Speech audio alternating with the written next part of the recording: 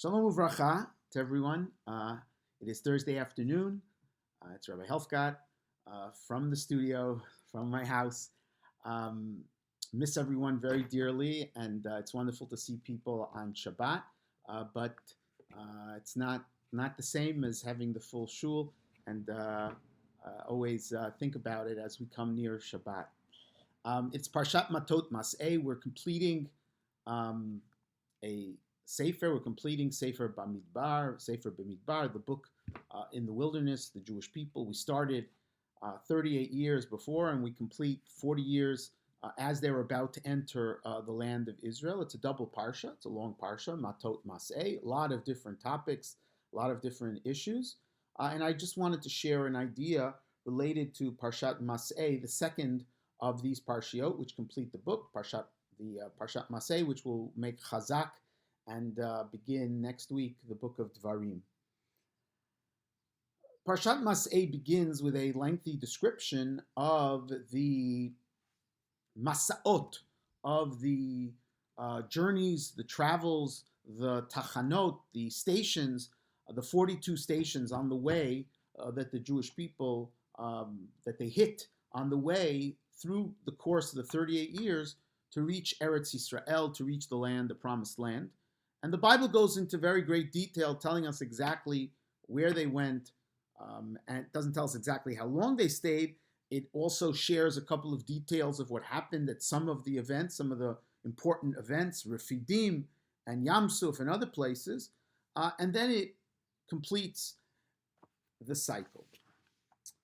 And it's interesting, the Bible chooses to present it here at the beginning of Parshat Masei and not back in Parshat Pinchas when the Bible presented the census, which then talked about who they were going to divide the land to, but rather it chooses to present it here in Parshat Masei.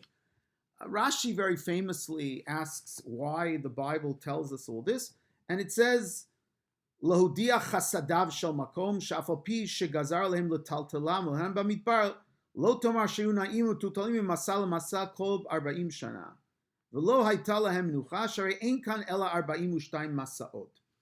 So Rashi has an interesting approach. Rashi says the Bible here is speaking to us about the chesed, the loving kindness of God, that only in the course of 40 years God could have schlepped them to hundreds of different places over the course, a week here, a week there. And Rashi says, no, only 42 places. And of those 42, Rashi, basing himself on the rabbinic calculation, claims that that most of the time, a large portion of the time, they were situated in one place. And therefore, they weren't moving that much from place to place during the course of the sojourn, and therefore God took mercy upon the Jewish people and didn't make them move every day and every night. It's Rashi's approach. It's not explicit in the text.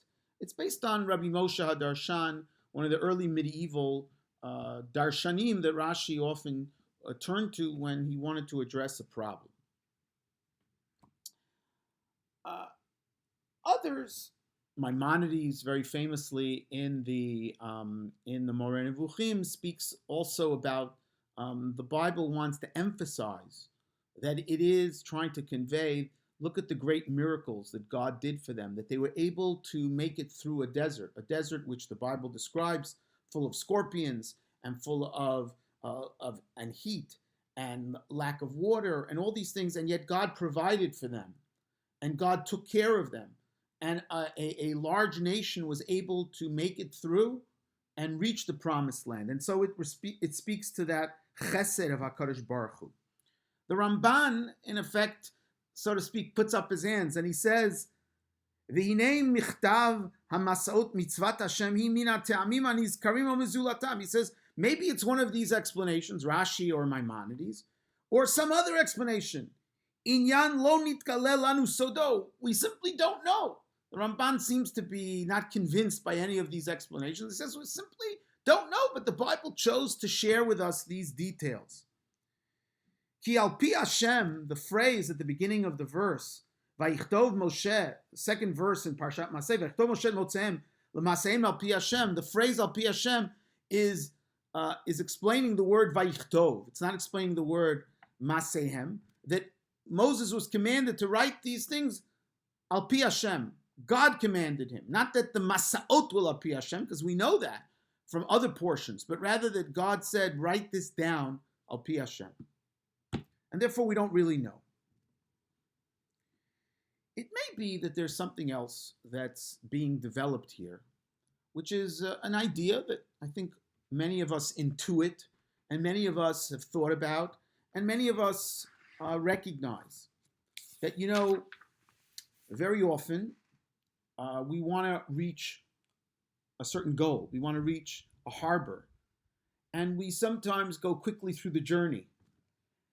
And it's interesting that the Masaot are presented here right before, in chapter 33, right before the mitzvah to capture the land of Israel, which the Ramban says is a formal mitzvah, not just a promise.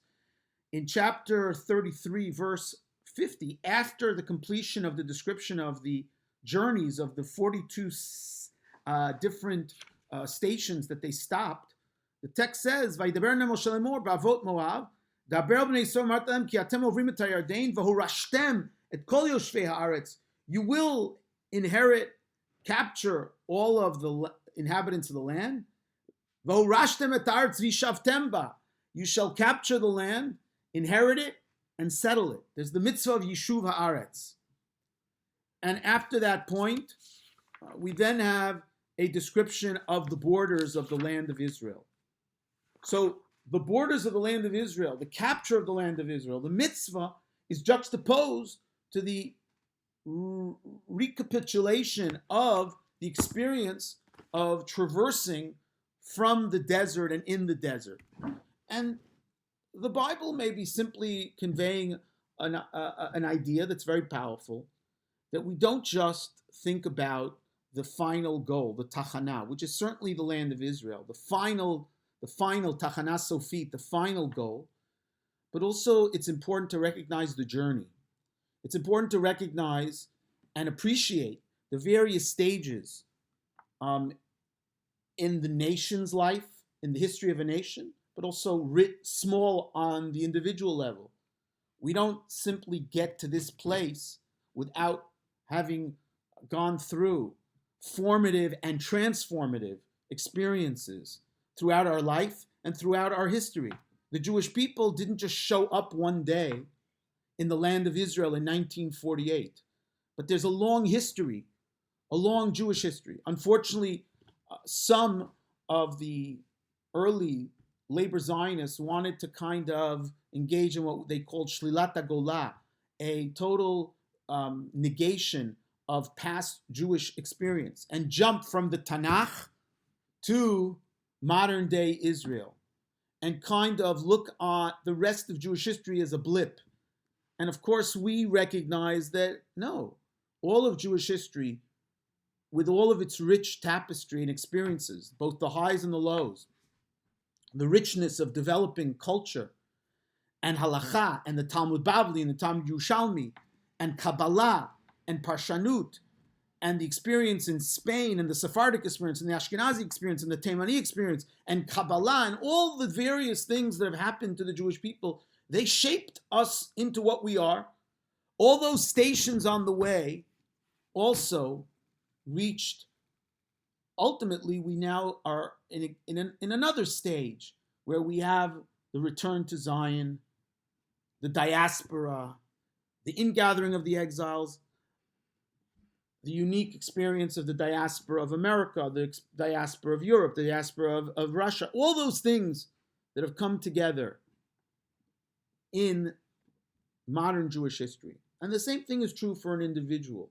The individual isn't simply born when they get their PhD, and they don't simply show up as a teacher or as a worker or as anything or as a parent. But it's all the experiences that have shaped us that make us who we are, and we appreciate both the Tachana Sofit, the final destination, but also everything that we've experienced on the way. And we appreciate it, we recognize it, we gain from it, we turn to those who've had experiences to gain their wisdom, and we don't simply shunt them out. This coming Sunday is the yortzeit of Mori Rabbi Rav Yehuda Amital, Zichrono Levrach. It's the 10th yortzeit of Rav Yehuda Amital, one of the unique figures in modern Jewish history, the founding Rosh Yeshiva of Yeshivat Har Etzion of the Gush, someone who was an amazing bridge between the world, his world that he grew up in as a youngster and a young teenager of Hungary, of Chassidut, as well as Lamdanut, the world of living through the Shoah, the world of making Aliyah to Eretz Yisrael in those early years of the formation of the state, and the experiences of trying to create a new model of a religious Jewish soldier, which he wrote about already at the early years of the state, and eventually became the founder of one of the most important yeshivot hesder, yeshivot where both they are soldiers as well as students, and one who appreciated the past as well as looked to the future, one who looked through all those and experienced these various tachanot and gave of that experience to his students, and was a bridge and was down to earth and understood challenges as well as successes, and became a mentor and a guide for so many of us. And so we go from the Masaot to Eretz Yisrael. We go from the panoply of Jewish history to hopefully reaching a place of minucha v'nachala, to use the language of the Torah. And as we move from Sefer Bamidbar to Sefer Dvarim, to the last speeches of Moshe Rabbeinu, we too should find some sort of minucha and nachala in our own lives, and hopefully in the lives of the Jewish people and Am Yisrael, Medinat Yisrael. And we hope that that will, be achieved fully in our day and age. Shabbat Shalom.